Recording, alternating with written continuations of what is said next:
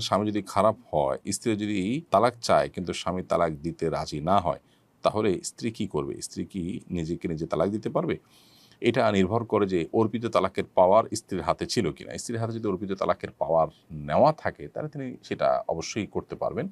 আর যদি অর্পিত তালাকের কোনো পাওয়ার তার আগে থেকে নেওয়া না থাকে, তাহলে সেক্ষেত্রে স্ত্রীর জন্য নিজের প্রতি নিজে তালাক গ্রহণ করা জায়েজ হবে না। সেক্ষেত্রে তার সমাধানের পথ হবে তিনি আদালতে যাবেন, অথবা যদি অমুসলিম প্রধান দেশ হয়ে থাকে তাহলে মুসলিম নেতৃবৃন্দ এবং কমিউনিটির নেতারা, ওলামা একরাম, মসজিদের ইমাম সাহেবগণ তাদের শরণাপন্ন হবেন। তারা বসে সবাই মিলে যদি তার বিচ্ছেদের উদ্যোগ নেন, তাহলে সেটা কিন্তু শরিয়ার দৃষ্টিকোণ থেকে জায়েজ হবে, তাকে রক্ষা করবার জন্য জুলুমের হাত থেকে।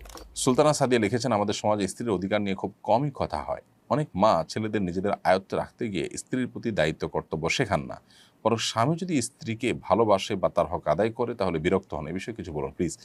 ইসলাম আমাদের প্রত্যেককে যার যার দায়িত্বের উপরে সচেতন হতে বলেছে, সেটা মা হন, স্ত্রী হন, স্বামী হন, বা স্ত্রী হন, বাবা হন, ছেলে হন, সবার জন্য প্রযোজ্য। অতএব আমরা আজকাল যতটা অধিকার সচেতন, ততটা কর্তব্য সচেতন নন। যে মা ছেলে তার হক আদায় করে সে ব্যাপারে তিনি সচেতন, সেই মা একইভাবে ছেলের প্রতি তার কর্তব্য কী সেটার পরেও তিনি সচেতন হতে হবে। তো এটার জানাশোনা নাই, আলোচনা নাই। এজন্যই কিন্তু আমাদের সমাজে আজকে দুরবস্থা। আমরা ইসলামটাকে সঠিকভাবে বোঝা, জানার চেষ্টা, শেখার চেষ্টাটুকু বেশিরভাগ মানুষই কিন্তু করি না, নিজেদেরকে মুসলমান আমরা দাবি করছি। সেজন্য আমাদের এই অধঃপতনটা আমরা দেখতে পাচ্ছি। একটি মেয়ে বাড়ি থেকে পালিয়ে বিয়ে করেছে, এজন্য তার পিতা তাকে ত্যায্য করেছেন। সন্তানকে ত্যায্য করার বিধান সম্পর্কে ইসলাম কি বলে? ইসলামে আসলে সন্তানকে ত্যায্য করবার কোনো বিধান নেই। ত্যায্য করা মানে হলো সম্পর্ক ছিন্ন করা, আত্মীয়তার সাথে সম্পর্ক ছিন্ন করা। এটা শরীয়তে হারাম। কোনো অজুহাতে, কোনো যুক্তিতে, কোনো কারণেই সম্পর্ককে ছিন্ন করা, বিশেষ করে রক্ত সম্পর্কেও ছিন্ন করার কোনো সুযোগ নেই। সে ভিডিওটা আমাদেরও দেখার সুযোগ হয়েছে, আমরাও দেখেছি যে বাবা এবং মেয়ে দুজনেই সানন্দে এবং স্বেচ্ছায় একে অন্যকে ত্যাগ করে চলে যাচ্ছেন। এর চেয়ে দুর্ভাগ্যজনক আর কিছু নেই। তাদেরকে আমরা অনুরোধ করব তারা যেন আল্লাহকে ভয় করেন, নিজের ইগো, নিজের জেদ, নিজের খেদ, এই সব কিছুকে আল্লাহর নির্দেশের সামনে কোরবানি করে দেন। তাহলে সেক্ষেত্রে দিন শেষে তারা মুসলমান হয়ে উঠতে পারবেন এবং সত্যিকারের যে আত্মসমর্পণকারী সেটা হওয়ার সুযোগ হবে তখন। এই জন্য এই বিষয়টাতে আমাদের খুব বেশি মনোযোগ দেওয়া উচিত, আমরা যাতে কোনোভাবেই আল্লাহর বিধানের বাইরে গিয়ে নিজেদের ইগোকে প্রাধান্য না দিই। এবং এভাবে যদি ত্যায্য করেও শরীরের দৃষ্টিকোণ থেকে এটার কোনো ভ্যালু থাকবে না। এখন প্রশ্ন হলো, একটা মেয়ে খারাপ পথে চলে গেছে, একটা ছেলে খারাপ পথে চলে গেছে, তাকে শাসন করা যাবে না? হ্যাঁ, শাসন করবেন। শাসন করতে গিয়ে সম্পর্ক ছিন্ন করবেন না। শাসন করার জন্য শরিয়ার সীমানা থেকে অনেক শাসন আপনি করতে পারেন। জীবদ্দশায় যদি কোনো টাকা পয়সা দেন, সম্পদের বন্টন করেন, যে খারাপ কাজ করেছে বা খারাপ পথে গেছে তাকে শাসনস্বরূপ তাকে আপনি কম দিলেন, এই সুযোগ আছে। একজন ভালো কাজ করেছে তাকে একটু বাড়িয়ে দিলেন, সে সুযোগ আছে।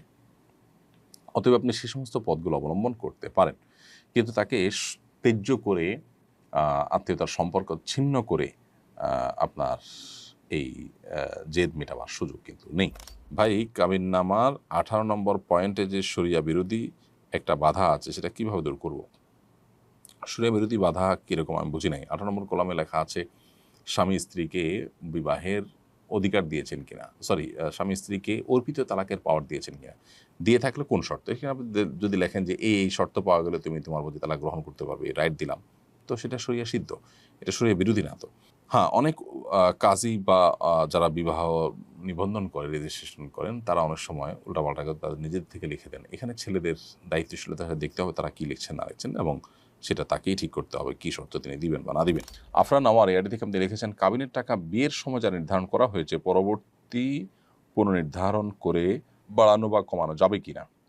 বোন আফরান আওয়ার, কাবিনের টাকা বিয়ের সময় যেটা নির্ধারিত হয়েছে সেটা নির্ধারিত।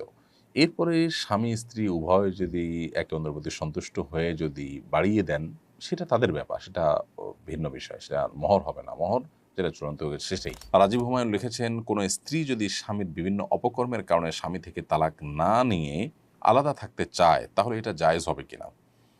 ভাই রাজীব হুমায়ুন, স্ত্রী যদি স্বামীর কোনো অপকর্মের কারণে অসন্তুষ্ট থাকেন, তাকে বোঝাবার চেষ্টা করবেন, অভিমান করবেন, কিন্তু আলাদা থাকবেন, স্বামীর কোনো হক আদায় করবেন না, আবার তালাকও নেবেন না, এটা হতে পারে না। আপনি তার সাথে বৈবাহিক সম্পর্কে যদি থাকেন, তাহলে তার অধিকার আদায়ের ব্যাপারে আপনাকে সচেতন হতে হবে, দায়িত্বশীল হতে হবে। আর যদি সেটা আপনি না করেন, তাহলে সেক্ষেত্রে আপনি গুনাহগার হবেন। হ্যাঁ, তিনি যে অপকর্ম করছেন সেটার থেকে তাকে বিরত রাখবার জন্য চেষ্টা করবেন। যদি আপনি সফল নাও হন, আপনি আল্লাহর কাছে সওয়াব বিনিময় পেয়ে যাবেন, আর তার পাপের দায় তিনি বহন করবেন, আপনি নন।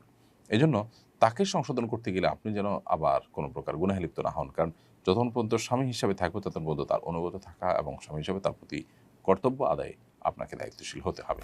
পারিবারিক ঝগড়া থেকে মুক্তির জন্য কি কোনো আমল বা করণীয় আছে, জানালে উপকৃত হতাম। পারিবারিক ঝগড়া থেকে মুক্তির জন্য যদি আপনি কোনো আমলের কথা বলেন তাহলে বলব যে আল্লাহ তাআলার কাছে দোয়া করবেন। স্পেশালি মানে ঝগড়া থেকে মুক্তির জন্য আলাদা কোনো আমল, আলাদা কোনো দোয়ার কথা আমাদের জানা মতে শেখানো হয়নি। আপনি আল্লাহ তাআলার কাছে সাধারণভাবে যে দোয়া করে থাকেন সেটাই করবেন ইনশাআল্লাহ, যেন আল্লাহ তাআলা আপনাকে এ ধরনের পরিস্থিতিতে সবরের তৌফিক দান করেন এবং অনাকাঙ্ক্ষিত পরিবেশ থেকে আল্লাহ তাআলা যেন রক্ষা করেন। বাস এই দোয়াটা আপনি আল্লাহ তাআলার কাছে সাধারণভাবে করবেন। এর বাইরে আলাদা করে আসলে কোনো দোয়ার কথা কোরআন হাদিসে কোথাও বলা হয়েছে বলে আমার জানা নেই। আপনি শুধুমাত্র সেই সাধারণ যে দোয়া সেটাই যথারীতি আল্লাহ তাআলার কাছে নিবেদন করবেন। এশা ইসলাম লিখেছেন, পিরিয়ডের রক্ত শেষ হয়ে গেছে, রাতে রক্ত দেখলাম না, আবার সকালে দেখি, এরকম ক্ষেত্রে নামাজের বিধান কি? পিরিয়ডের যদি সময় শেষ হয়ে যেয়ে থাকে তাহলে সেক্ষেত্রে আপনি পরবর্তীতে রক্ত দেখলেও সেটা অসুস্থতা হিসেবে গণ্য হবে। আর যদি সময়ের মধ্যে এরকম হয় তাহলে সেটা তো অসুস্থ হিসেবে গণ্য হবে না, মাসিক হিসেবে গণ্য হবে। মেয়েদের কি নখে নেইল পলিশ লাগানো অবস্থায় ওযু সহিহ হয়? নেইল পলিশ লাগালে ওযু সহিহ হবে না, কারণ সেখানে আলাদা লেয়ার তৈরি হয়ে যায়।